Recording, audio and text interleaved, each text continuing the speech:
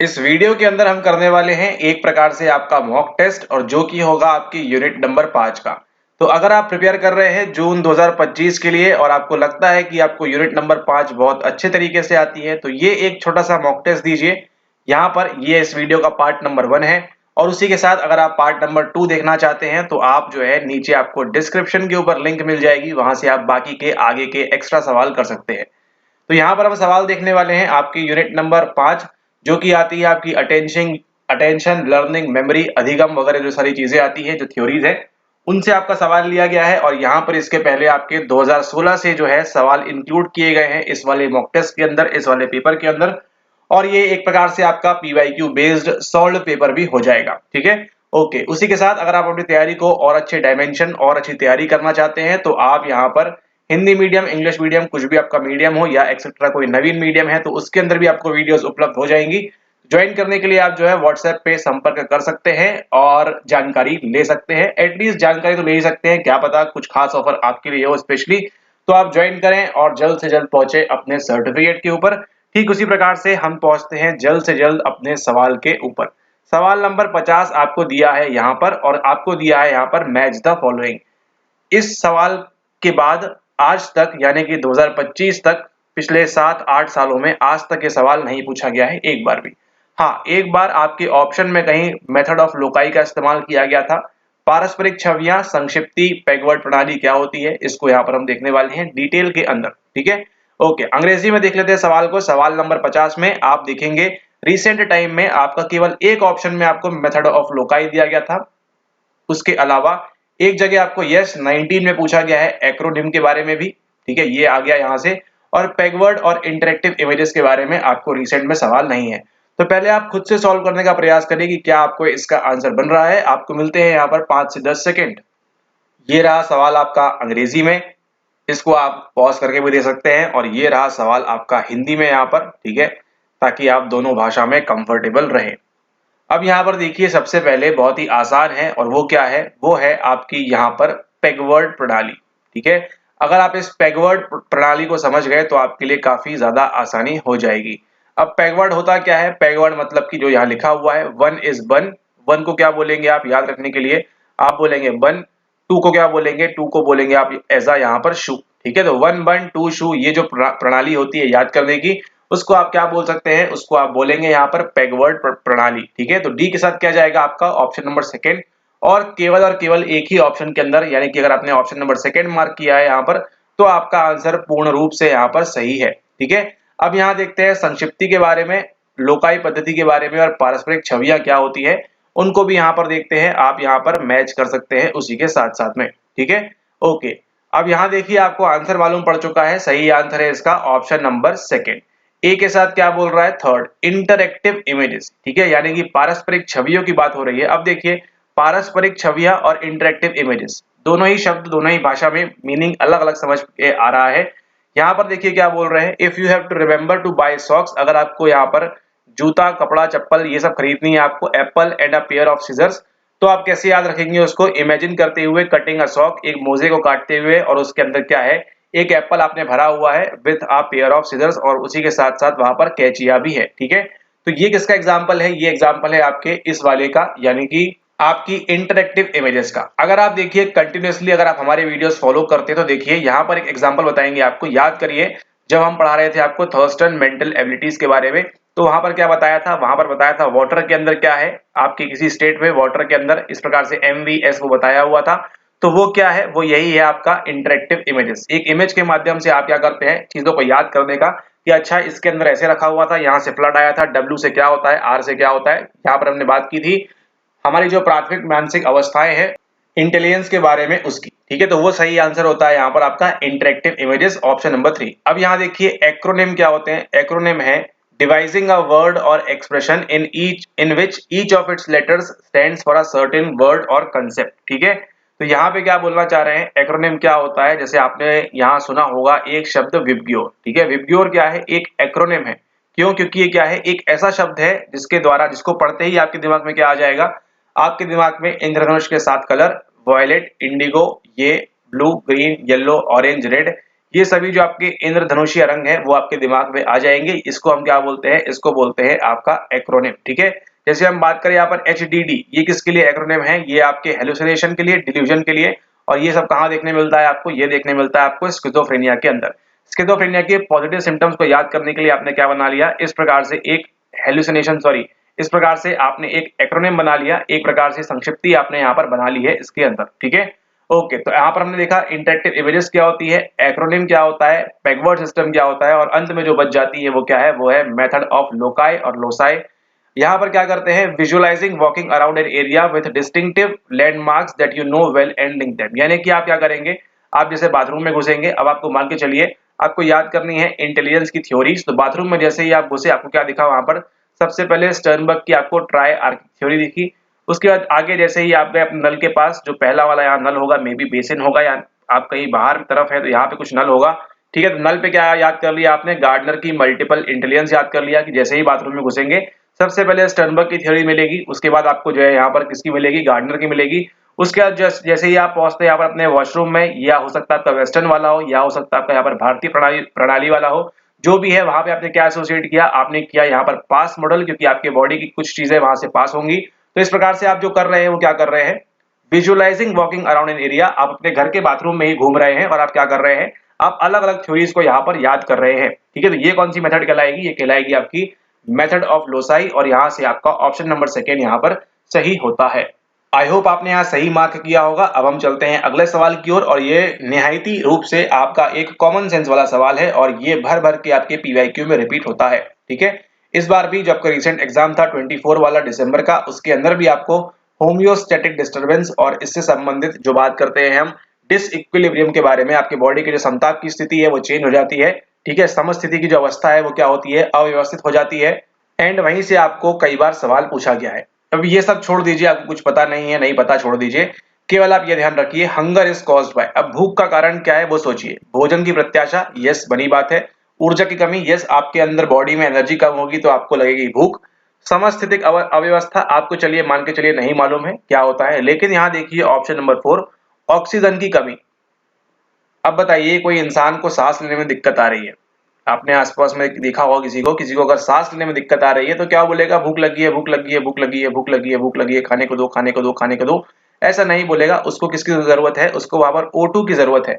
ठीक है, आप देखिए कभी भी अगर आप दौड़ते हुए रहेंगे और आप हाफते रहेंगे तो हाफने के दौरान आपको जो है भूख नहीं लगेगी, और लगेगी भी तो आप हाफ अगर रहे हैं, आपकी सांसें तेज हो रही है, ऑक्सीजन कमी हो रही है बॉडी में, तो आप ये नहीं कहेंगे हमको जो है घी लगी हुई रोटी खाना है, या फिर हमको पिज्जा खाना है, आइसक्रीम खाना है। ठीक है, तो बहुत ही इलॉजिकल सी बात है, यहाँ पर ऑक्सीजन की कमी से आपको यहाँ पर हंगर कॉज नहीं होती है, सवाल ये पूछा गया है। ठीक है, तो कॉमन सेंस के बेस पे सॉल्व हो सकते हैं सवाल, यस बिल्कुल हो सकते हैं। ऑप्शन नंबर ये आपका हट गया ऑटोमेटिकली, लेकिन आपको मालूम है ऑप्शन नंबर फर्स्ट और सेकंड बिल्कुल सही है। अब आप कंफ्यूज हैं बी और सी के बीच में, लेकिन यहीं से देखिए आपको जो है नॉलेज काम आता है कि आपके बॉडी में जैसे ही होम्योस्टेसिस डिस्टर्बेंस होगा, आपको जो है भोजन की आवश्यकता पड़ेगी। ठीक है, अभी आपका पेट भरा हुआ है, आराम से वीडियो देख रहे हैं, कोई दिक्कत की बात नहीं है, लेकिन जैसे ही 2-4 घंटे पढ़ाई करने के बाद बॉडी का तापमान तो ठीक है वैसे का वैसा ही रहेगा, लेकिन बॉडी में जो है आपको क्या रहेगा, होम्योस्टैटिक डिस्टर्बेंस स्टार्ट होगा, समस्थितिक अव्यवस्था वहां पर स्टार्ट होगी, और आपको क्या लगेगी, आपको लगेगी भूख भूख भूख, और आप करेंगे खाना खाना खाना।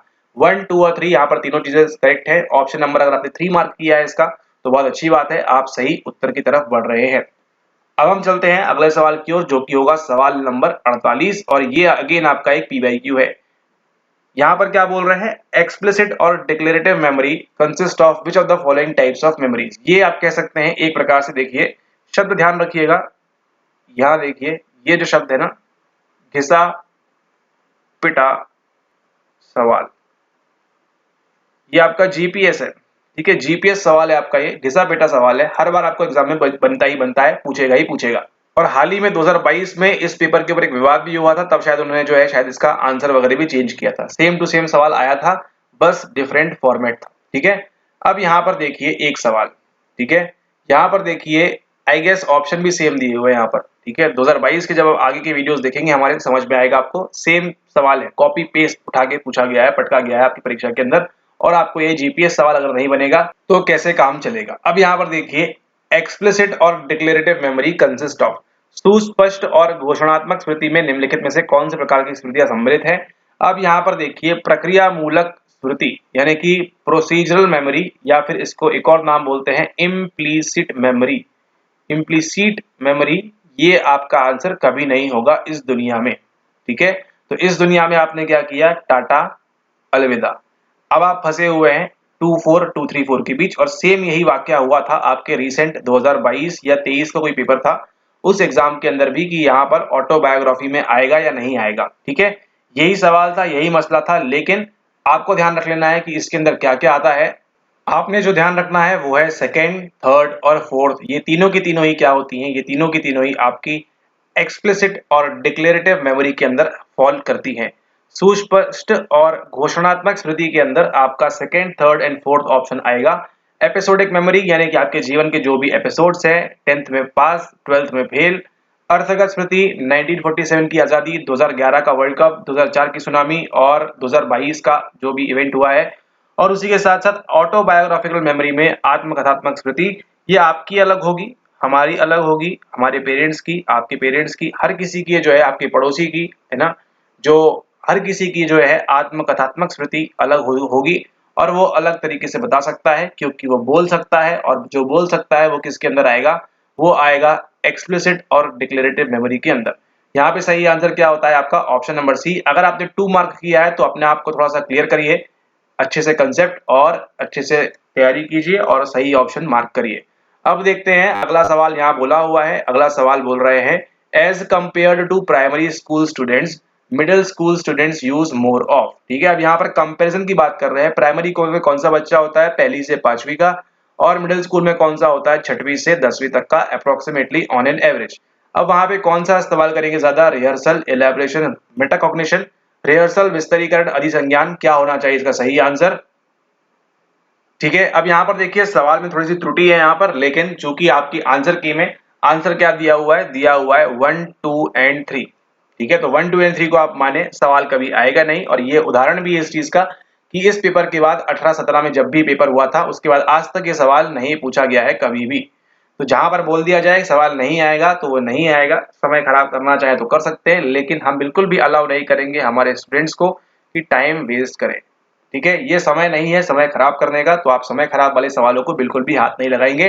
डी 1 2 3 आंसर है, मार्क करें, आगे बढ़े। अब यहाँ देखिए कंपैरिजन की बात की गई है, तो कंपैरेटिवली रिहर्सल बच्चा जो है कम करता है, प्राइमरी का बच्चा ज्यादा रिहर्सल करेगा as compare to middle school वाला। वो क्या करता है, थोड़ा सा इलेबोरेट करता है, मेटाकॉग्निशन लगाएगा। सेकंड एंड थर्ड भी ऑप्शन हो सकता था सही सही, लेकिन कोई मतलब नहीं है इन सवालों को लगाने से।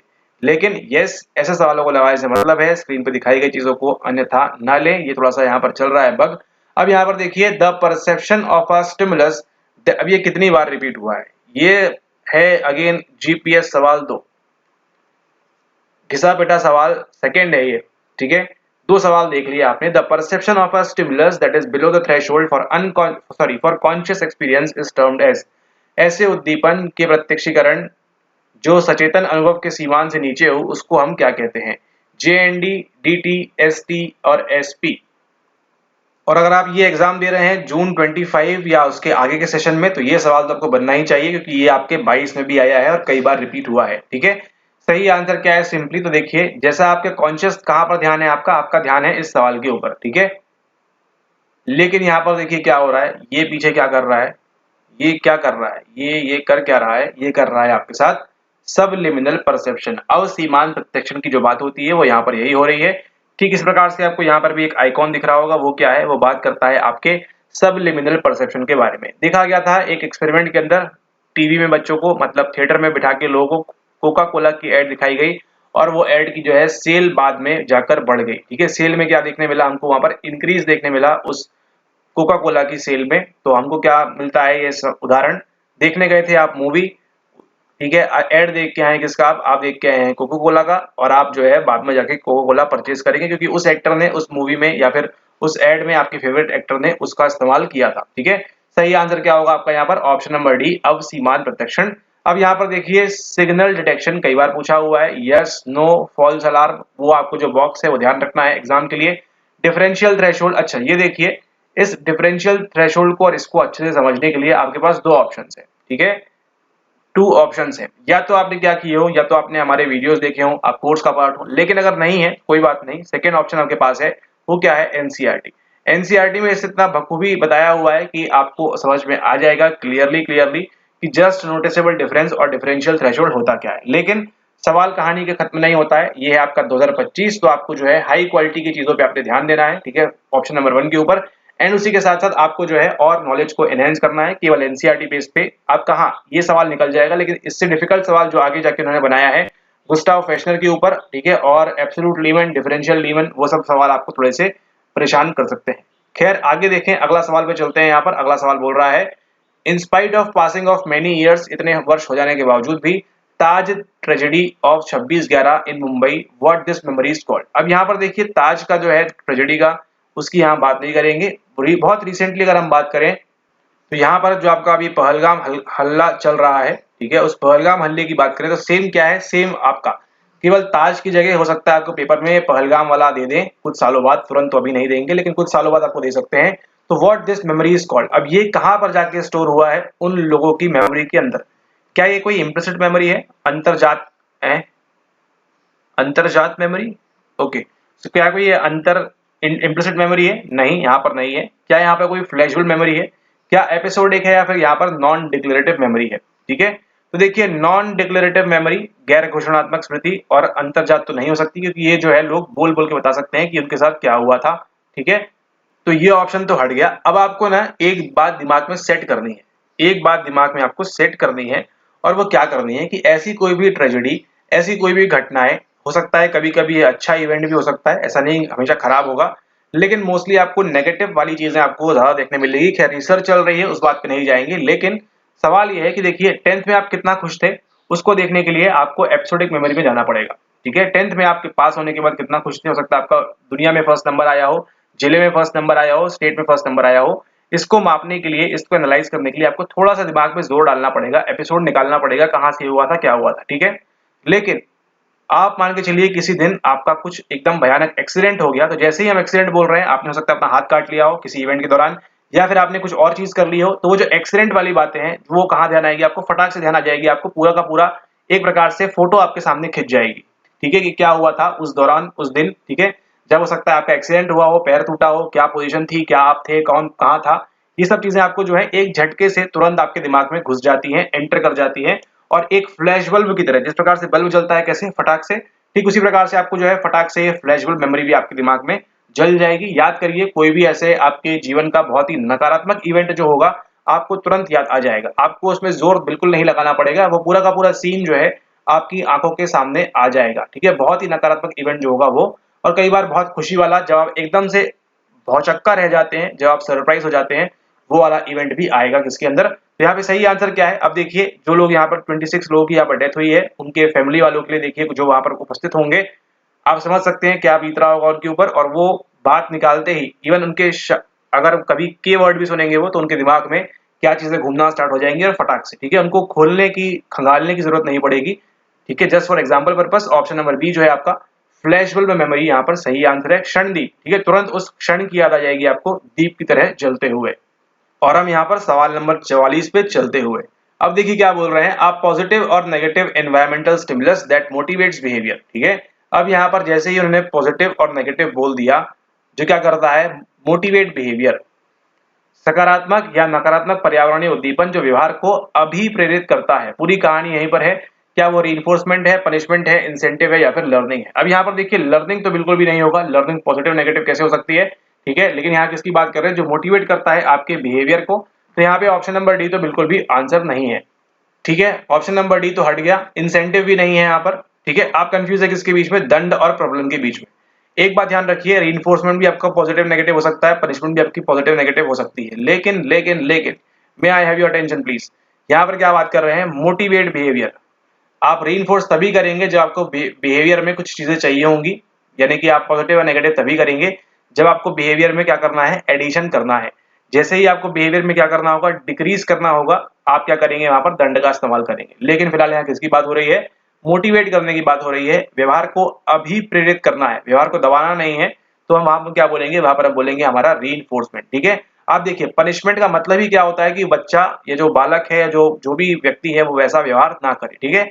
आपके पेरेंट्स आपको पनिश करते हैं क्यों, ताकि आप वो व्यवहार, वो पर्टिकुलर बिहेवियर आप वहां पर ना करें। इसका मतलब अभी प्रेरित नहीं करना है, उसको डीमोरलाइज करना है, डीमोटिवेट करना है, तब हम क्या करेंगे, वहां पर पनिशमेंट देंगे। ठीक है, यहाँ पे सही आंसर क्या है, लेकिन आपका ऑप्शन नंबर ए, री-इन्फोर्समेंट। उसके बाद देखिए अगला सवाल है आपके सामने, यहाँ पर साइकोलॉजिस्ट दिए हुए हैं और उनके मॉडल यहाँ पर दिए हुए हैं। सेम टू सेम सवाल आपका 2022-23 के सवालों के अंदर भी पूछा हुआ है, तो बड़ा ही आसान सवाल है आपका ये, कोई दिक्कत वाली बात नहीं है। ये आपका एनसीईआरटी बेस पे निकल जाएगा बड़े आराम से, सारे के सारे नियम जो है आपके एनसीईआरटी में दिए हुए हैं। ठीक है, उस टाइम सीबीएसई सेट करता था पेपर, तो सारे सवाल आपको एनसीईआरटी में मिल जाएंगे, लेकिन अब 8 साल आगे आ चुके हैं, 10 साल आगे आ चुके हैं, तो आपको जो है ध्यान रखना है इन सभी चीजों का। ठीक है, ब्रॉडबैंड ने क्या दिया हुआ है, फिल्टर मॉडल दिया हुआ है, डॉइज एंड डॉइज ने क्या दिया है, लेट सिलेक्शन मॉडल दिया हुआ है। आपका आंसर आधा तो यहीं पर निकल जाता है। ट्रीजमैन ने क्या दिया है आपको, ट्रीजमैन ने बात की आपकी अटेन्यूएशन मॉडल के बारे में, और कानमैन ने क्या दिया है आपको, कानमैन ने दिया है आपको यहाँ पर। तो इस हिसाब से सही आंसर क्या होता है यहाँ पर, सही आंसर होता है आपका ऑप्शन नंबर बी, 4123। ब्रॉडबैंड का क्या है आपका, ब्रॉडबैंड का आपका फिल्टर मॉडल है। डॉइज एंड डॉइज का यहाँ पर विलंबित चयन मॉडल है, 78 आई गेस। ट्रीजमैन का क्या है आपका यहाँ पर शीनन मॉडल है, और कानमैन का क्या है आपका यहाँ पर क्षमता मॉडल है। आप जाके पढ़िएगा, इस ऑर्डर में आपको मिल जाएगा बड़े आराम से। ठीक है, 1 2 3 4 आपको एनसीईआरटी में मिल जाएगा पढ़ने के लिए। ठीक है, लेकिन अब सवालों का स्तर एनसीईआरटी से ऊपर बढ़ चुका है, तो ये आपको ध्यान रखना है। उसके बाद देखिए अगला सवाल पूछ रहा है आपसे टोकन इकोनॉमी के बारे में। टोकन इकोनॉमी, रिसेंटली आपका यहाँ पर क्या आया था, एक सवाल के अंदर आपका टोकनिज्म भी आया था, जब हम सॉल्व कर रहे थे आपके 2024 का पेपर। ठीक है, यूनिट वाइज जो कर रहे थे उसके अंदर हमने देखा था टोकनिज्म के बारे में भी। प्रतीक अर्थव्यवस्था एक व्यवहार संशोधन तकनीक है, यानी कि देखिए आपको आंसर दिया हुआ यहीं पर, टोकन इकोनॉमी क्या है, एक बिहेवियर मॉडिफिकेशन टेक्निक है। इसको दिमाग में सेट कर लो, क्योंकि सवाल 2022 में आया हुआ है। ठीक है, जो निम्नलिखित अधिगम नियम पर आधारित है, किसके ऊपर आधारित है ये, तो यहां पर देखिए सबसे पहले डिस्क्रिमिनेशन लर्निंग और क्लासिकल कंडीशनिंग की तो बात ही नहीं करनी है, ये इवान पावलोव बात कर रहे हैं यहाँ पर विभेदीकरण अधिगम के बारे में। ये जो आपका रिसेंटली सवाल आया हुआ था, और क्लासिकल अनुबंधन हर बार सवाल आता है, जीपीएस सवाल है आपका फिर से।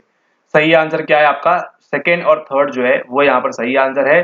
कंटिजेंसी कॉन्ट्रैक्टिंग और पॉजिटिव रीइंफोर्समेंट क्या होता है, कई बार मेंटल अस्पताल के अंदर आपको इस प्रकार से आपके अच्छे व्यवहार के ऊपर आपको जो है छोटे छोटे इस प्रकार से गुडीज दिए जाते हैं, टोकन दिए जाते हैं, जिसके द्वारा आप बाद में उसका मॉनेटरी बेनिफिट उठा सकते हैं, या अपनी सजा कम करवा सकते हैं, या आप जो भी कर सकते हैं उसके मुताबिक। क्यों क्या करना है हमको, बिहेवियर मॉडिफिकेशन। कोई अगर पेशेंट है प्रॉपर्ली बिहेव नहीं कर रहा, कोई क्लाइंट प्रॉपर बिहेव नहीं कर रहा, तो उस कंटिजेंसी कॉन्ट्रैक्टिंग से या पॉजिटिव रीइंफोर्समेंट की मदद से हम जो है उसको मदद करते हैं। उसके बाद देखिए अगला सवाल है आपका, सवाल नंबर ये वाला, और इसको हम चाहेंगे कि इस सवाल को ड्राइव क्यू रिस्पॉन्स रीइंफोर्समेंट क्या होगा सही आंसर, इसको आप करें यहाँ पर नीचे कमेंट एंड मेंट करें यहाँ पर, ताकि आपको देखते हैं कि आपको ये सवाल बनता है या नहीं बनता। सिंपली आपको यहाँ पर लर्निंग के कंसेप्ट पूछे हुए हैं, अधिगम का प्रत्यय पूछा हुआ है, और स्पष्टीकरण पूछा हुआ है कि इसमें क्या होता है क्या नहीं होता है। रीइंफोर्समेंट अभी हमने देखा, ड्राइव क्या होती है, अंतर्नोद क्या होता है, संकेत क्या होता है, रिस्पॉन्स क्या होता है, ये सवाल आपको बनना चाहिए। अगर आपको यहाँ पर 2 मार्क आप ले पाएंगे तो ही परीक्षा के अंदर ले पाएंगे। तो सही उत्तर आप यहाँ पर कमेंट करें क्या होगा। हम चलते हैं अगले सवाल की ओर, जो कि है सवाल नंबर 40। ठीक है, ओके। अब यहाँ देखिए बोल रहे हैं लॉफ्टस एंड प्रिकल। अब ये सवाल का पूछा गया है आपको 2021 के अंदर। ठीक है, Loftus and Pickrell asked people to write a description of one event which was actually fictitious about 1/3 of the participant। अब यहाँ पर देखिए लॉफ्टस, एलिजाबेथ लॉफ्टस एंड पिकरेल ने 1995 में ये स्टडी की थी, और किसके ऊपर की थी, ये की गई थी आपकी फॉल्स मेमोरी के ऊपर। ठीक है, अब यहाँ पर देखिए फ्लैश बल्ब मेमोरी और ऑटोबायोग्राफिकल मेमोरी किसके अंदर आती है, ये आएगी आपकी डिक्लेरेटिव वाले के अंदर। इसको अभी हमने देखा यहाँ पर। ठीक है, फ्लैश बल्ब और आई विटनेस मेमोरी की हम यहाँ बात कर ही नहीं रहे हैं, तो ऑप्शन क्या बचता है कि आपके पास एक लॉजिकल, आपके पास बचता है यहाँ पर फॉल्स मेमोरी, एक सही उत्तर यहाँ पर। और ऑप्शन नंबर सेकंड जो है बिल्कुल सही आंसर है। आपको भी इसी प्रकार से सोचना है। शोधकर्ताओं ने यहाँ पर लॉफ्टस और पिकरेल ने लोगों से उनके बचपन में घटित घटनाओं के बारे में पढ़ने और सोचने को कहा, एवं उन शोधकर्ताओं ने एक ऐसी घटना का वर्णन भी शामिल करने को कहा जो कि बिल्कुल काल्पनिक थी। यानी कि आपसे बोला जाएगा कि अपनी मेमोरी के बारे में आप सोचिए बचपन में क्या क्या हुआ था, और एक जो है यहाँ पर क्या डालनी है, एक काल्पनिक घटना डालनी है, एक फिक्शियस कथा भी वहां पर आपको डालनी है। 1/3 प्रतिभागियों ने उस काल्पनिक घटना के बारे में ऐसा वर्णन किया जैसे उनके साथ वह वास्तविक घटित हुई थी। और ऐसी ही मेमोरी को हम क्या बोलते हैं, इसको बोलते हैं मिथ्या स्मृति। यानी कि वास्तविकता में वो है नहीं, लेकिन फिर भी आपको लगता है कि वैसे ही घटना घटित हुई थी आपके साथ बचपन के अंदर। ठीक है, तो ये आपको ध्यान रखना है कि ऐसी मेमोरी को हम क्या बोलते हैं, फॉल्स मेमोरी बोलते हैं। एक अच्छा सवाल है, काफी समय बाद पूछा गया है, उसके बाद से आज तक नहीं पूछा गया है, लेकिन सवाल का स्टैंडर्ड जो है काफी अच्छा है और आगे आपको भविष्य में जरूर पूछेंगे, ठीक है। इसलिए देखा जाए तो आपकी मेमोरी जो है क्या बोलते हैं, कंस्ट्रक्टिव है, कि आप बार बार जो है उसको बनाते रहते हैं। एक बार आपकी जो मेमोरी बन गई, उसमें समय के हिसाब से आप उसमें चेंजेस प्लस माइनस करते रहते हैं अपने अकॉर्डिंगली, अपने सुविधा अनुसार। ऑटोबायोग्राफिकल मेमोरी क्या होती है, ये आपकी अलग होगी, हमारी अलग होगी, पड़ोसी की अलग होगी और किसी भी अन्य वर्कर की अलग होगी। फ्लैशबल्ब मेमोरी, अभी हम देखा यहाँ पर 26/11 की ट्रेजेडी, उसी के साथ साथ देखा अभी यहाँ पर कश्मीर पहलगाम हमला, ठीक है, वो चीजें। फॉल्स मेमोरी भी देख लिया आपने, मिथ्या स्मृति, और आई विटनेस मेमोरी को आप जानते ही है, जो आपने साक्ष्य देखा अपनी आंखों के सामने, ठीक है, बोलते हैं आई विटनेस, प्रत्यक्षदर्शी स्मृति, जो आपकी आंखों के सामने घटना घटित हुई थी। अब यहाँ पर देखिए, visual spatial sketchpad is a component of which of the following. इसको पढ़ने के लिए आप कहाँ रेफर कर सकते हैं, एनसीईआरटी रेफर कर सकते हैं, एनसीईआरटी में मिल जाएगा आपको। किसका कंसेप्ट है, लॉन्ग टर्म मेमोरी का, हमने कभी नहीं सुना, आपने कभी नहीं सुना। शॉर्ट टर्म मेमोरी का, नहीं नहीं नहीं नहीं नहीं नहीं नहीं नहीं नहीं, कार्यशील स्मृति जो है वो इसका सही आंसर है, वर्किंग मेमोरी जो है वो इसका सही आंसर होगा यहाँ पर, ठीक है।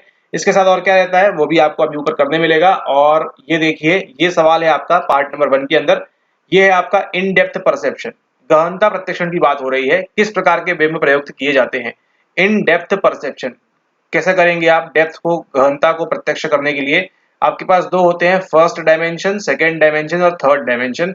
और यहाँ पर हम किसकी बात कर रहे हैं, 3D इमेजेस की बात कर रहे हैं। जो स्क्रीन के ऊपर आपको दिख रही है वो कौन सी है, वो आपकी 2D है, ठीक है। इसमें आपको हाइट मालूम नहीं पड़ रही, इस सवाल में कितनी हाइट है, मतलब किस प्रकार से है, लेकिन जो इस प्रकार की आप देखते हैं, यहाँ देखिए फेवरेट काली स्क्रीन के ऊपर आपने देखिए हमेशा ये बनाई है एक्स एक्सिस और ये बनाई है अपने वाई, ये एक्स बनाई है, ये वाई बनाई है। 100% बच्चों ने बचपन से लेके आज तक यही किया है। क्यों, क्योंकि आप 3D में देख ही नहीं सकते हैं, लेकिन अब कंप्यूटर वगैरह आ गए हैं आगे जाकर, तो आप जो है बड़े होकर क्या सीखी आपने, इस प्रकार से एक जेड एक्सिस भी आपने सीखी। ये कौन सी रहती है, ये आपकी 3D इमेज कहलाएगी, ठीक है।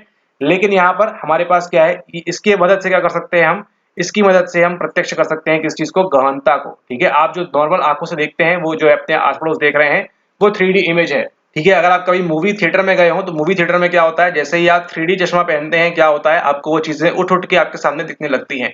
उठ उठ के क्यों दिख रहा है, क्योंकि वो उठ रही है। क्यों उठ रही है, क्योंकि वहां पर हम किसकी बात कर रहे हैं, वहां पर हम 3D इमेजेस की बात कर रहे हैं। और वो किस में मदद करती है हमको, डेप्थ परसेप्शन में, कि वो इमेज, वो पर्टिकुलर चीज, वो पर्टिकुलर स्टिमुलस हमसे कितना दूर है, क्या हम उसको छू सकते हैं या नहीं छू सकते हैं। अब देखिए, यहाँ पे सवाल लिया है आपका टेस्टिंग का, यहाँ पे क्यों लिया हुआ है टीम वालों को, यहाँ देखिए फॉर एन इंटेलिजेंस टेस्ट, लेकिन आपको क्या है, आपको केवल सवाल सही करने हैं। तो यहाँ पे देखिए आपको यूनिट नंबर 3 का भी फायदा मिलेगा इस सवाल नंबर 3-7 के अंदर। For an intelligence test in an educational setting which of the following difficulty value shows maximum discrimination, ठीक है। शैक्षिक परिदृश्य में बुद्धि परीक्षण के लिए निम्नलिखित में से कौन सा कठिनाई मान अधिकतम विभेदन दर्शाता है। हमेशा ध्यान रखिए, मैक्सिमम कहां दिखने मिलेगा आपको, 0.8, 0.6, 0.5, 0.3, आपको मैक्सिमम देखने मिलेगा 0.5 के अंदर। और सेम यही सवाल आपका 2023 में भी रिपीट हुआ है। केवल क्या चेंज किया है, उन्होंने 0.50 लिख दिया था और कई बच्चों ने वहां भी गड़बड़ी की है। ऐसा नहीं करना है। सवाल में देखिए क्या पूछ रहा है आपसे, मैक्सिमम डिस्क्रिमिनेशन, एक आइटम दूसरे item, following difficulty value shows maximum discrimination, कौन सा शो करेगा, मैक्सिमम कहां मिलेगी आपको, 0.5 में, क्योंकि किसकी बात कर रहे हैं, कठिनाई मान की हम यहाँ पर बात कर रहे हैं। अभी क्या शो करता है हमको, सॉरी यहाँ डिफिकल्टी वैल्यू की बात कर रहे हैं, वो क्या शो करता है, वो शो करता है हमको यहाँ पर मैक्सिमम डिस्क्रिमिनेशन। ये वाला आइटम अच्छा है, ये वाला आइटम क्या है, इसके बारे में मालूम नहीं पड़ पा रहा है। उसके लिए क्या करें आप, उसके लिए देखें यूनिट नंबर 3 के वीडियोस। आगे देखिए, what is the retention without conscious recollection of skills and dispositions called, ठीक है। अब यहाँ बोल रहे हैं किसके बारे में, एक ही सवाल पूछा गया आपको कि विदाउट, बिना conscious recollection of skills and dispositions called, कौशल की संचेतन संस्कृति के बिना प्रतिधारण और प्रवृत्ति क्या कहलाता है, आइकॉनिक, इम्प्लिसिट, एक्सप्लिसिट और सिमेंटिक मेमोरी। अब इसमें से देखिए, आइकॉनिक को करने के लिए आपको कॉन्शियस देखना पड़ेगा, जैसे आप स्क्रीन के ऊपर देख रहे हैं। पिछला सवाल क्या था वो ध्यान नहीं है आपको, लेकिन कॉन्शियसली रिकलेक्ट हो रहा है। एक्सप्लिसिट मेमोरी या फिर डिक्लेरेटिव मेमोरी के अंदर भी क्या होगा, कॉन्शियसली होगा। और सिमेंटिक मेमोरी भी कैसे जाएगी, कॉन्शियसली जाएगी। आपको देखिए, आप पैदा हुए और आपने जो है देख देख के आपको याद नहीं हुआ ये कि 1947 में हम आजाद हुए। इसको आपने क्या किया, किसी ना किसी पहले दिन आपने इसको कॉन्शियसली स्टोर किया होगा, ठीक है। कॉन्शियसली स्टोर किया आपने इस बात को, ठीक है। अभी देखिए, एक इवेंट अगर हम आपको दिखाएं दिखाएं दिखाएं कि देखिए ऐसा हुआ था, आपको याद नहीं रहेगा। लेकिन जैसे ही हम बताएंगे आपको, एक अचंभित करने वाली बात वो ये है तो ध्यान से सुनिएगा। ये नाम आपने सुना है?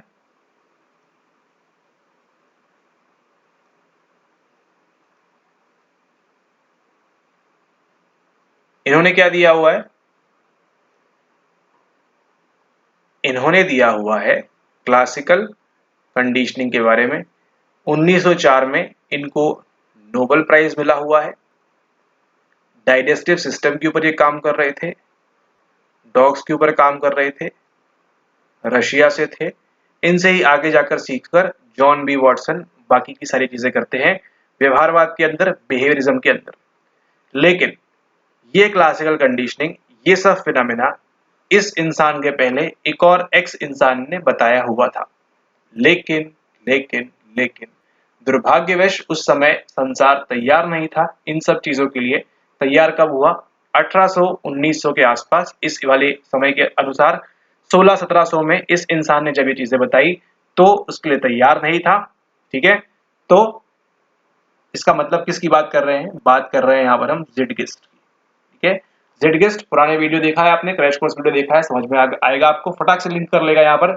ज़िटगेस्ट क्या होता है? ज़िटगेस्ट यानी कि एक टाइम फ्रेम की जो हम बात करेंगे जब पर्टिकुलरली जो है साइकोलॉजिस्ट या साइंटिस्ट जो है किस प्रकार से चिंतन कर रहे हैं, किस प्रकार से थिंकिंग कर रहे हैं, किस प्रकार से बाकी सारी चीजें कर रहे हैं। ठीक है, पहले ही इस इंसान ने बता दिया था इसके बारे में, लेकिन लोग तैयार नहीं थे।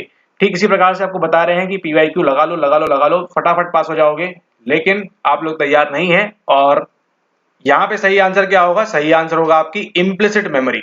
जो अभी हमने आपको बताया उसको आपको कॉन्शियसली रिकलेक्ट करना पड़ा। ठीक है, कॉन्शियसली आपने उसको ध्यान दिया, इसलिए कौन सी मेमोरी में गया आपके? वो गया आपकी सिमेंटिक मेमोरी के अंदर, वो गया आपकी एक्सप्लिसिट के अंदर, वो गया आपकी आइकॉनिक के अंदर। लेकिन इम्प्लिसिट मेमोरी, जो कि किसको हम बोलते हैं प्रोसीजरल मेमोरी, या फिर इसको हम कह सकते हैं नॉन डिक्लेरेटिव मेमोरी, ये कहां पर जा रही है? जा रही है ऑप्शन नंबर सेकेंड के अंदर। अब यहां पर देखिए, a harsh father always restricts the curiosity motive of his son and the son develops. ये एक अच्छा सवाल है अप्लाइड बेस का। इसका आंसर क्या है? आंसर है आपका option number D, it is condition hostility. यह अनुबंधित वैर है। अब यहां पर देखिए क्या हुआ, and son develops a general hostility towards his superiors, which of the following is correct about this? यहां पर देखिए, ये है पिता और ये है बेटा। सवाल नंबर 1 दबा दिया गया, सवाल नंबर 2 क्यूरियोसिटी वाला फिर से दबा दिया गया, सवाल नंबर 3 फिर से दबा दिया गया, 4 फिर से दबा दिया गया, 50, 500, 600, 700, 800, 1000, 1 करोड़ सवाल हो गए, हर बार दबाया गया दबाया गया दबाया गया। अब इनके ही समकालीन कोई अगर उनको मिला यहाँ पर सुपीरियर्स, या इस बच्चे से कोई भी बड़ा मिला, तो क्या हुआ वहां पर उनके प्रति? क्या हुआ? ये सब लोग तो क्या करेंगे? नेगेटिव ही हैं। जो भी मैं पूछूंगा उसके बारे में नकारात्मक बातें ही बताएंगे, या मेरे को जो है दबाने की कोशिश करेंगे। तो यहाँ पर क्या हुआ, इस बच्चे की छोटे से क्या हो गई, यहाँ पर कंडीशनिंग हो गई। ठीक है, बार बार बार बार मैं कुछ भी पूछ रहा हूँ आंसर नहीं मिल रहा है, मैं कुछ भी पूछ रहा हूँ आंसर नहीं मिल रहा है, मैं कुछ भी पूछ रहा हूँ आंसर नहीं मिल रहा है। कंडीशनिंग इतनी ज्यादा हो गई है कि क्या हो चुकी है अब ये एक बैर के रूप में, हॉस्टिलिटी के रूप में यहाँ पर उत्पन्न हो चुकी है। और सेम यहाँ पर यही पूछा गया है, the father represses the curiosity, no such change is permanent. यहाँ लर्निंग की बात होना चाह रहे हैं। It is the most modifiable response, नहीं नहीं नहीं, क्या मॉडिफाई करेंगे यहाँ पर? इट इज कंडीशन हॉस्टिलिटी, उस बच्चे के अंदर क्या आ चुकी है यहाँ पर? And the son develops a general hostility towards his superiors. और देखिए, अब पुत्र अपने वरिष्ठों के प्रति सामान्य वैर विकसित कर लेता है। यहाँ जब यहाँ वैर की बात हो रही है तो क्या है? ये आपका एक अनुबंधित वैर है। अब देखिए आगे अगला सवाल है आपका स्पर्श प्रत्यक्षण के बारे में निम्न में से कौन सा सही है? ठीक है, what comprises haptic perception, shape, size, volume या फिर आइडेंटिटी? और ये वो सवाल है जो आपको बनना चाहिए, इसके बारे में आपने जानना चाहिए, इसके बारे में आपने पढ़ना चाहिए। और सही उत्तर क्या है उसको आप क्या करेंगे? उत्तर करेंगे आप यहाँ पर कमेंट। सवाल नंबर 34, ऑप्शन आपके सामने है फर्स्ट, सेकेंड, थर्ड, फोर्थ, क्या होगा इसका सही आंसर? उसको यहाँ कमेंट करें। अगर आपसे सही सही यहाँ नहीं बनेगा तो आगे भी नहीं बनेगा, तो इसको सीखें। स्पर्श प्रत्यक्षण के ऊपर सवाल है, आज तक पूछा नहीं गया है लेकिन पूछने की संभावना इसकी ज्यादा है। आकृति है, आकार है, आयतन मात्रा है या फिर सारूप्यता है, क्या होगा इसका सही आंसर? उसको कमेंट करें। 2 सवाल होगा ये आपके यहाँ पर, सवाल नंबर 34। अब यहाँ देखते हैं सवाल नंबर 33 में क्या बोल रहे हैं। ठीक है, अच्छा, सवाल नंबर 33 में आपकी बात की गई है शेड्यूल्स ऑफ रीइंफोर्समेंट की, तो ये भी आपके करने वाला सवाल है, हमारे नहीं। ठीक है, ये सवाल आपको बनना चाहिए, प्लीज इस बात को माने। अगर आपको यहाँ ये सवाल नहीं बनेगा, इसको गलत नहीं करेंगे आप, तो एग्जाम में सही कैसे होगा? यहाँ गलती करें, यहाँ सही करें और एग्जाम में भी आपका सही होगा। ठीक है, ये सवाल भी आपने करना है। सवाल नंबर 33 और 34 आप करेंगे इस चीजों को, दोनों अच्छे सवाल आपको यहाँ दिए गए हैं, ठीक है। कौन सी तालिका के अंदर क्या होता है, कौन सी तालिका के अंदर क्या नहीं होता है, वो आपको यहाँ बनना चाहिए। एनसीईआरटी जाके पढ़ें, एनसीईआरटी से लिया हुआ सवाल है सीधा सीधा। अब देखिए, which of the following is a type a processes of thinking as describe by Wertheimer. अब यहाँ किसकी बात कर रहे हैं, यहाँ बात कर रहे हैं मैक्स वर्टहाइमर की, जो क्या लेके आते हैं आपके लिए लेके आते हैं गेस्टाल्ट साइकोलॉजी। इसके साथ साथ आपके वोल्फगैंग कोहलर हैं और आपके कर्ट कॉफका हैं, ठीक है। ये जो कॉलर हैं क्या देते हैं, ये देते हैं आपको ट्रायल एंड लर्निंग, और कहीं ना कहीं उस प्रकार की बात यहाँ भी की गई है। एसिमुलेशन एंड कंडीशनिंग की बात यहाँ पर नहीं होगी, यहाँ पे जीन पियाजे की बात कर रहे हैं, यहाँ पे कंडीशनिंग वालों की बात कर रहे हैं। पार्शली प्रोडक्टिव मेथड्स की बात भी यहाँ पर नहीं हो रही है। तो बट ऑब्वियस सी बात है, टाइप ए प्रक्रिया में क्या आएगा, बात करेंगे हम ग्रुपिंग एंड रीऑर्गेनाइजेशन के बारे में, ठीक है। Type a processes of thinking क्या होती है एज बाय वर्टहाइमर, वो होती है आपका समूहीकरण और पुनर्गठन। ये क्या कर रहे हैं आपने, हो सकता है एग्जाम्पल देख लीजिए, ये आपने ट्रायंगल समझ लिया, ग्रुप कर लिया आपने, ठीक है। ये दो बने हुए हैं इस प्रकार से डिजाइन, तो आप क्या देखेंगे, इसको आप साथ साथ में देखेंगे इस प्रकार से, ये एक लाइन बनी हुई है, ये एक लाइन बनी हुई है, तो क्या कर रहे हैं, खुद से ही आप इसको रीऑर्गेनाइज भी कर रहे हैं। इस प्रकार से भी आप समझ सकते हैं। यहाँ हम किसके बारे में बात की है, type a processes of thinking as describe by Wertheimer. तो ये अच्छा सवाल है। सेकंड थर्ड तो देखिए आराम से एलिमिनेट हो जाएगा, फर्स्ट और फोर्थ के बीच आप फंसेंगे तो वहां पे काम आएगा आपको नॉलेज। ऑप्शन नंबर 1 जो है वो यहाँ पर इसका सही आंसर है। उसके बाद देखिए अगला सवाल आपको है, ये देखिए, अब आप बताइए पीवाईक्यू रिपीट। ये है आपका जीपीएस 3 घिसा पेटा सवाल, थर्ड नंबर का आपका, ठीक है। जीपीएस, अब mother is telling her child to eat vegetable, बेटा सब्जियां खा लो, उसके बाद तुमको जो है ये मैं दूंगी, क्या बोलते हैं इसको, दवाई, दवाई नहीं, डेजर्ट क्या होता है, रेगिस्तान नहीं, क्या होता है ये, मिठान, मिष्टान, मिष्टान्न। ये देखिए मिष्टान्न लिखा हुआ है, मिष्टान्न लेने से पहले सब्जी खाओ, यह निम्न में से किसका उदाहरण है, ठीक है। तो यहाँ देखिए reward contrast principle, reward contrast principle, ये कॉन्ट्रास्ट प्रिंसिपल नहीं, ये तो इन्फ्लुएंस वाला कहाँ डाल दिया यहाँ पे भैया, ये तो नहीं, मतलब ये तो किसी और ही बुक से लिया गया है, माय गुडनेस, ठीक है। अच्छा यहाँ देखिए डिले कंडीशनिंग, ना ना कंडीशनिंग की बात ही नहीं है। क्रेस्पी इफेक्ट नहीं, अब ये देखिए क्रेस्पी इफेक्ट आपको 2023 में सवाल में पूछा गया है, सॉरी 24 में पूछा गया है, 25 में भी पूछा गया है, ठीक है। तो ये ध्यान रखना है, आगे भी आपको देखने मिलेगा। रिसेंट के सवाल आपको क्रेस्पी इफेक्ट डाला हुआ है, तो क्यों ना पढ़े आप इस क्रेस्पी प्रभाव को, होता क्या है बताया हुआ है प्रीवियस वीडियोस में। यहाँ देखिए सही आंसर क्या आपका, प्रीमैक प्रिंसिपल, प्रीमैक सिद्धांत, और ये भी आपको दिसंबर सेशन में पूछा गया था 23 वाले में, 24 के जून में पूछा हुआ है, ठीक है। तो ये आपको ध्यान रखना है। ये आपका एक और जीपीएस है, जीपीएस 4-5 हो गए यहाँ पर, ठीक है। तो यहाँ पे सही आंसर क्या है, डिले कंडीशनिंग, देखिए नई बात हो रही है। अच्छा यहाँ देखिए कंडीशनिंग की अगर बात कर रहे हैं, विलंब अनुबंध की बात कर रहे हैं, आपको ये ऑर्डर ध्यान रखना है, दिल्ली, त्रिवेंद्रम, सुल्तानपुर, बेंगलुरु, ठीक है। दिल्ली से गाड़ी जाएगी त्रिवेंद्रम, त्रिवेंद्रम से जाएगी सुल्तानपुर, सुल्तानपुर से जाएगी आपकी बेंगलुरु। क्यों, delay conditioning, trace conditioning, simultaneous conditioning और बैकवर्ड कंडीशनिंग। सबसे मजबूत वाली, सबसे स्ट्रॉन्ग कौन सी होती है, ये वाली, उससे कमजोरी है, उससे कमजोरी है, उससे कमजोरी है। ये आपको जमाने के लिए दिया हुआ है कितनी बार। तो यहाँ से हमने एक और सवाल कवर किया, अब आपका डिले कंडीशनिंग वाला, ये हो गया आपका जीपीएस 5-6, पता नहीं कितना नंबर हो गया है, देख रहे हैं आप 20 सवालों हम पहुंचे हैं मुश्किल से, और 5-6 सवाल हमने ऐसे देख लिए जो आपके हर बार हर सेशन के अंदर आ रहे हैं। और ये देखिए ये 8 नंबर फ्री के हैं, 200 में से आपको लाने हैं 8 नंबर फ्री के। तैयारी तो आपको 192 की करनी है, बाकी ये तो 8 आपको फ्री के मिल रहे हैं, तो क्यों ना ले आप इसको, कैसे लेंगे, पीवाईक्यू प्रैक्टिस। उसके बाद देखिए रिवॉर्ड कॉन्ट्रास्ट प्रिंसिपल की बात नहीं है, प्रीमैक प्रिंसिपल की यहाँ पर बात कर रहे हैं।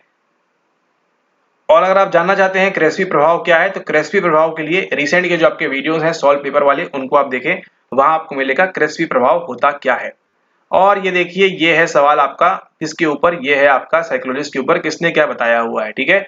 एबिंगहाउस, बार्टलेट, मुरे और लुविन ने, ठीक है। Okay, some task to complete short story use Murray Lewin. और इसमें देखिए सबसे इजी क्या है, केवल आपको ये ध्यान रखना है सबसे आसान क्या है। इसमें सबसे आसान है एबिंगहाउस, एनसीईआरटी में मिल जाएगा आपको, पटका हुआ है वहां पे। एबिंगहाउस ने किसका इस्तेमाल किया था, क्या मीनिंगफुल शब्दों का इस्तेमाल किया था, नहीं जी नहीं, कभी नहीं करेगा। क्या शॉर्ट स्टोरीज का इस्तेमाल किया, नहीं किया। सम टास्क टू कंप्लीट, नहीं, इसके बाद भी नहीं की, कुछ कार्य पूरा करने को है। लघु कहानियों का उपयोग, सार्थक शब्दों का उपयोग, नहीं।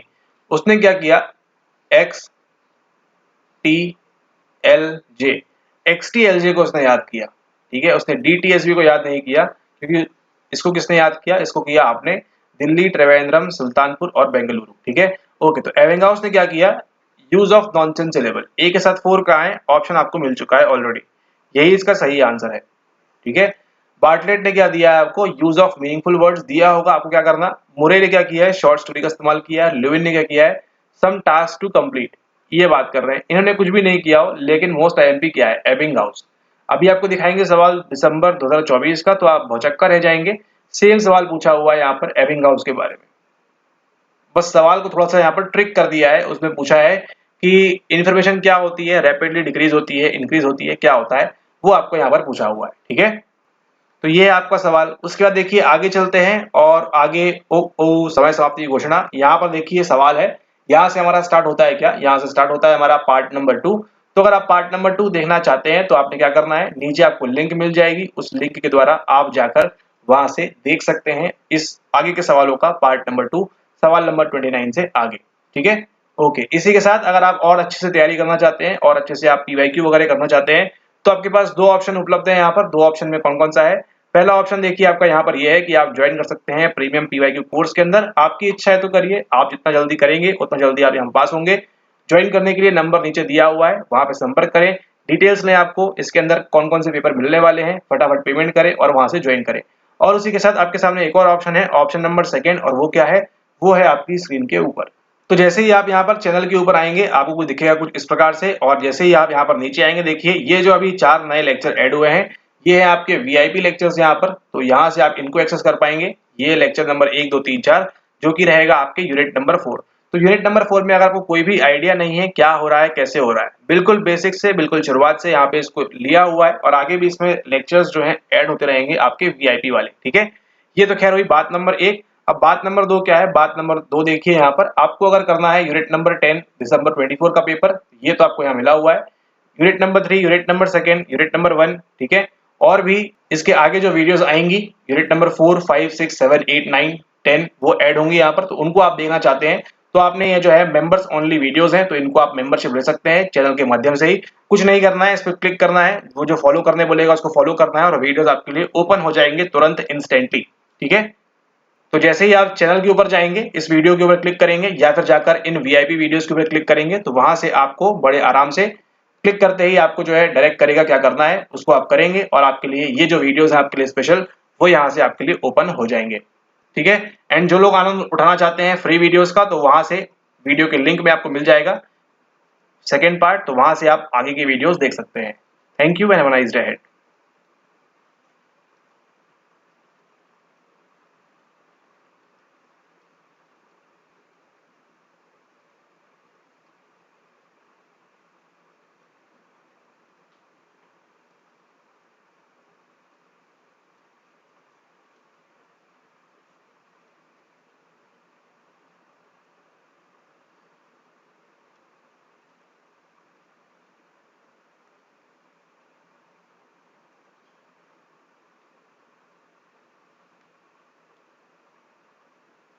तो यहाँ पर देखिए इस सवाल को,